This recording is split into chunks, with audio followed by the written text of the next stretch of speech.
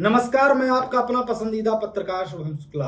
दोस्तों, लोकसभा चुनाव के रिजल्ट सामने आ गए हैं और अब ऐसी चर्चाएं हैं कि 9 जून को प्रधानमंत्री नरेंद्र मोदी लगातार तीसरी बार पीएम पद की शपथ लेंगे। इस बार एनडीए गठबंधन की सरकार रहेगी। लेकिन इस बीच आज मैं आपको ये बताने के लिए हाजिर हुआ कि कुछ ऐसी सीटें हैं जहां पर नफरत फैलाने वालों की बुरी तरह से हार हुई है। दोस्तों, आज मैं आपको 4 ऐसी लोकसभा सीट बताऊंगा जहां जाति नफरत फैलाने वाले बुरी तरह से परास्त हो गए। पहली सीट है उत्तर प्रदेश के मिर्जापुर की, जहां से सपा प्रत्याशी रमेश बिंद को बुरी तरह से हार का सामना करना पड़ा है। दूसरी सीट भी उत्तर प्रदेश की कुशीनगर सीट है, जहां से निर्दलीय प्रत्याशी स्वामी प्रसाद मौर्य को बुरी तरह से हार का सामना करना पड़ा है।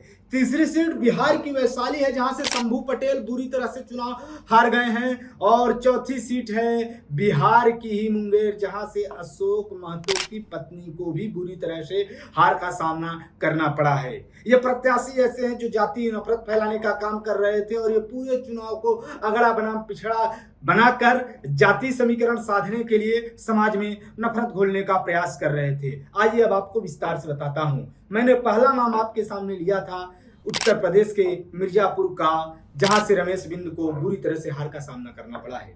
तो यहां से आपको बता दूं कि रमेश बिंद वही प्रत्याशी हैं, वही नेता हैं जिन्होंने बयान दिया था कथित तौर पर, जिसमें वो ये कह रहे थे कि मैं ब्राह्मणों को जनेऊ देखकर पीटता हूं।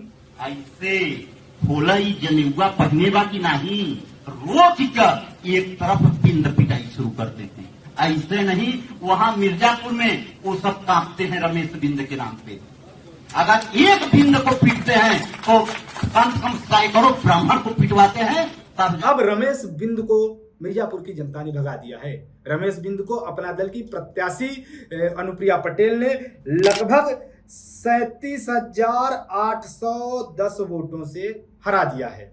दूसरा नाम मैंने आपको बताया उत्तर प्रदेश के ही कुशीनगर से स्वामी प्रसाद मौर्य का। स्वामी प्रसाद मौर्य को भला कौन नहीं जानता। अभी हाल ही में लगभग 6 महीने 8 महीने पहले ही जिस तरह से ये हिंदू देवी देवताओं पर अभद्र टिप्पणी कर रहे थे, श्री रामचरितमानस को लेकर अभद्र टिप्पणी की और फिर इनके समर्थकों ने रामचरितमानस को लखनऊ में किस तरह से जलाया, वो दृश्य तो आपकी नजर में होगा ही। हिंदू धर्म नहीं है, बल्कि एक धोखा है। और जिसे हम हिंदू धर्म कहते हैं, वो कुछ लोगों के लिए धंधा है। अब आपको बता दें कि इन्हें प्रभु श्री राम ने ऐसा प्रेम से आशीर्वाद दिया है कि ये बुरी तरह से चुनाव हार गए हैं।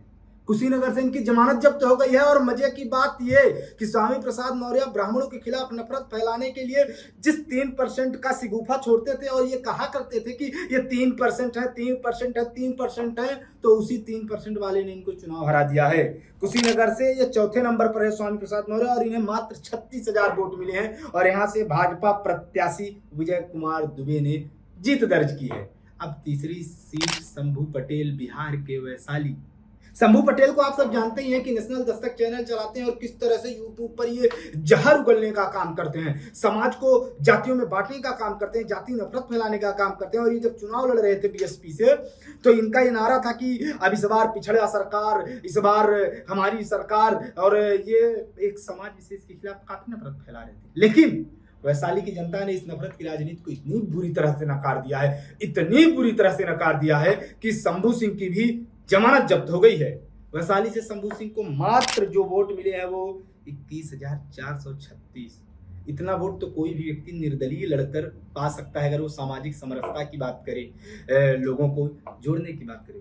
चौथी सीट है अशोक महतो की। यहाँ से आरजेडी ने एक चाल चली थी और उन्होंने कहा जा रहा था कि ये उनका एक मास्टर स्ट्रोक हो सकता है। उन्होंने मुंगेर से अशोक महतो की पत्नी अनीता को टिकट दिया था। यहाँ से ललन सिंह चुनाव लड़ रहे थे। ललन सिंह कद्दावर नेता हैं, कई बार के सांसद भी रहे हैं। तो ललन सिंह जब यहाँ से चुनाव लड़ रहे थे तो अशोक महतो जेल से ही छूटे थे और कुछ दिन पहले ही उन्होंने शादी की थी सिर्फ चुनाव के लिए, और उनकी पत्नी को आरजेडी ने टिकट दिया था। और यहाँ भी एक प्रकार से जातीय माहौल बनाने का प्रयास किया गया था, लेकिन जनता ने यहाँ भी जातिगत राजनीति को नकार दिया और यहाँ से 81,000 वोटों से अशोक महतो की पत्नी की हार हुई। आपको सबको याद ही होगा कि कैसे चुनाव के बीच में अनंत सिंह आए थे और फिर यहाँ का माहौल गर्म हो गया था। तो ये 4 सीटें हैं जहाँ इस बार बिहार और यूपी को मिलाकर जनता ने जाति नफरत की राजनीति को नकारने का काम किया है। इसी तरह के अन्य वीडियोज को देखने के लिए हमारे चैनल को सब्सक्राइब कर लें।